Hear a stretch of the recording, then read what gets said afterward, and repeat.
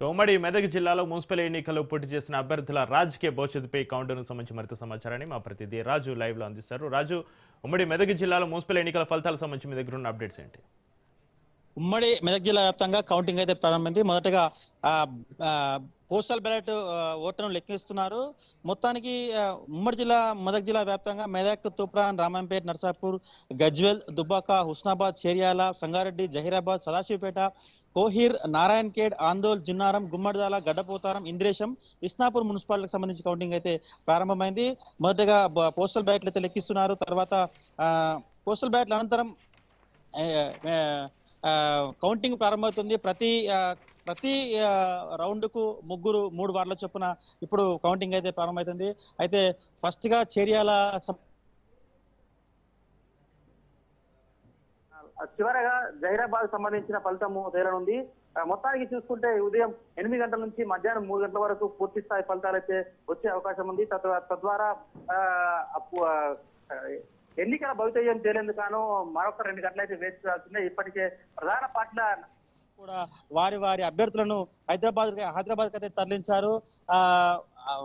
ఎవరైతే హంగు వచ్చే అవకాశం ఉందో అక్కడ బీజేపీ, బీఆర్ఎస్, కాంగ్రెస్ సంబంధించినటువంటి నాయకులందరినీ కూడా హైదరాబాద్ కు తరలించారు. గెస్ట్ హౌస్లలో, ఫామ్ హౌస్లలో ఇప్పటికే దాచిపెట్టిన పరిస్థితి కనిపిస్తుంది. ఇప్పటికీ కోలాహలంగా ఇక్కడ ఎన్నికల కౌంటింగ్ అయితే ప్రారంభమైంది.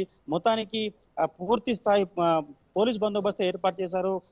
బిఎన్ఎస్ సెక్షన్ 163 ఇక్కడ అమల్లో ఉంటుంది. ఎట్టి పరిస్థితుల్లో ఎవరు కూడా చట్టానికి విరుద్ధంగా పనిచేయకూడదు అని చెప్పారు. ఎవరు కూడా ఒకరిద్దరి కంటే ఎక్కువ కూడా ఇక్కడికి రావద్దు. ఏజెంట్లు ఒకరికి మాత్రమే అలో ఉంటుంది, మిగతా వారికి అలో ఉండదు. కాబట్టి ఇదందరూ కూడా సమయంలో అందరూ పాటించాల్సిందే, ఖచ్చితంగా పోలీసులు సహకరించాల్సిందే అని చెప్పి అధికారులు ఇప్పటికే పూర్తిగా ఏర్పాటు చేసినటువంటి పరిస్థితి కనిపిస్తుంది. మొత్తానికి మనకు దుబ్బాకలో ఉన్నాము. దుబ్బాకలో మొదటిగా 1, 7, 11 వార్డులకు గాను ఓట్ల లెక్కింపు జరగనుంది. తదనంతరం మిగతా వార్డులకు కూడా లెక్కింపు జరుగుతుంది. సుమారు 11 నుంచి 12 గంటల లోపు యొక్క ఫలితం అయితే వచ్చే అవకాశం ఉంది. మిగతా ఫలితాలన్నీ కూడా ఈ రోజు మధ్యాహ్నం 1 గంట కల్లా పూర్తిస్థాయి తెలిసే అవకాశం ఉంది. అయితే ఉమ్మడి జిల్లా వ్యాప్తంగా 19 మున్సిపాలిటీల్లోని 402 వార్డులకు గాను 1657 మంది పోటీలో ఉన్నారు. సంగారెడ్డి జిల్లాకు సంబంధించి 76%, మెదక్ జిల్లాకు సంబంధించి 81%, తర్వాత సిద్దిపేట జిల్లాకు సంబంధించి 82% పోలింగ్ అయితే నమోదైంది. సంగారెడ్డి జిల్లాలోని 11 మున్సిపాలిటీలలో 256 వార్డులకు గాను 350 టేబుల్స్ ఏర్పాటు చేశారు. మెదక్ జిల్లాలో 72 వార్డులకు గాను 26 టేబుల్స్ ఏర్పాటు చేశారు. సిద్దిపేట జిల్లాకు సంబంధించి 76 వార్డులకు గాను 26 టేబుల్స్ ఏర్పాటు చేశారు. జిల్లాలో చేర్యాల మున్సిపాలిటీలో మొదటి ఫలితము, సంగారెడ్డి జిల్లాలో జహీరాబాద్ మున్సిపాలిటీలో చివరిగా ఫలితాలు ఉన్నాయి. కౌంటింగ్ కేంద్రాలను పరిశీలించి ఇప్పటికే పూర్తిస్థాయి బందోబస్తు ఏర్పాటు చేశారు. సంగారెడ్డికి సంబంధించి 1660 మంది, సిద్దిపేటలో 618 మంది, మెదక్ జిల్లాలో 595 మంది అధికారులు అయితే కౌంటింగ్ నిర్వర్తిస్తున్నారు.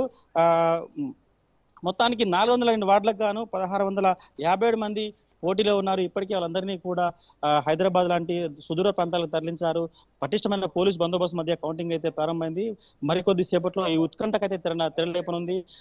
ఎక్కువ మెజారిటీ స్థానాలు కాంగ్రెస్, బీఆర్ఎస్, బీజేపీ స్థానాలకైతే పూర్తిస్థాయి ఎవరికి వారే ఖచ్చితంగా గెలుపు ధీమాలో ఉన్నారు. ఉన్నప్పటికీ పోలీస్ బందోబస్తు మధ్య అందరినీ కూడా చాలా పటిష్టమైన బందోబస్తు మధ్య అయితే కౌంటింగ్ అయితే జరుగుతుంది. ఫస్ట్ 25 బైండింగ్ ద్వారా 1000 కట్టలు కట్టేసి 3 రౌండ్లలో ఫలితాలు తేల్చే అవకాశం ఉంది. మధ్యాహ్నం 11 గంటల వరకు ఒక 3 రౌండ్లు వస్తే 1 గంట వరకు మిగతా లెక్కింపు కూడా పూర్తయ్యే అవకాశం ఉంది. మధ్యాహ్నం 3 గంటల వరకు పూర్తి స్థాయి ఫలితాలు వచ్చే అవకాశం. అయితే రాజు, ఫలితాలు పూర్తి స్థాయిలో రాకముందే అభ్యర్థులను క్యాంపులకు తరలిస్తున్నటువంటి పరిస్థితులు అయితే నెలకొని ఉన్నాయి. ఉమ్మడి మెదక్ జిల్లాలో అలాంటి పరిస్థితులు ఏమైనా కనిపిస్తాయి?